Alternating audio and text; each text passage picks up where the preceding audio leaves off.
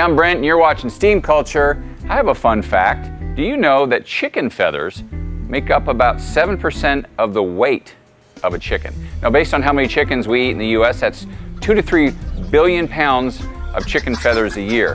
But smart people have made sure that they don't go to waste.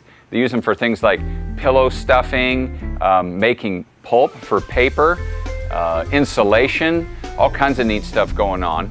But there's another use for the chicken feather. Now, the chicken feather contains a high protein content called keratin, which makes it useful for feed for other animals like hogs and horses and things like that. So that is called feather meal. Now, chicken feathers are only 5% digestible because of that high protein content and their strong bonds. So we're going to use a process called hydrolysis, which comes from the Greek word hydro for water and lysis, which means to unbind.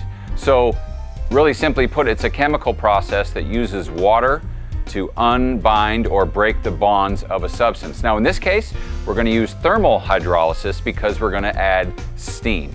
So the feathers are going to go into this pressure vessel, which is called the hydrolyzer. And we're going to directly inject steam into there, which means the feathers and the steam are going to make direct contact. Around 30 minutes at 60 or 65 PSI, depending on the processor and how they like to do it.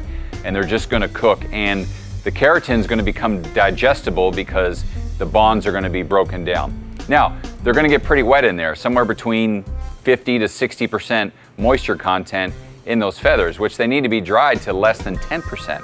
So now they're going to go to the steam dryer, where they're going to have indirect steam contact, which means the feathers are going in to a vessel, and the vessel is heated. There's large plates or rings in there where the steam goes in, and that heat, around 300 degrees, they're going to cook them for 90 to 120 minutes. Again, depends on the processor, and they're really going to dry them out 7 to 10% again of moisture content. Now from there, they need to go to the grinder and they get all ground up, and you end up making feather meal. So maybe you knew about feather meal. I didn't know it had feather meal, but I thought it was an interesting dichotomy that the chicken was help making bacon, because they use it for hog feed. So from wings to bacon, everybody's happy.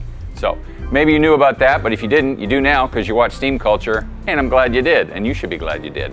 So go out and Google feather meal. Google us while you're out there. We'll have some great content for you each and every week. I'm going to go eat some wings and bacon and make the whole industry happy, and I'll see you next week.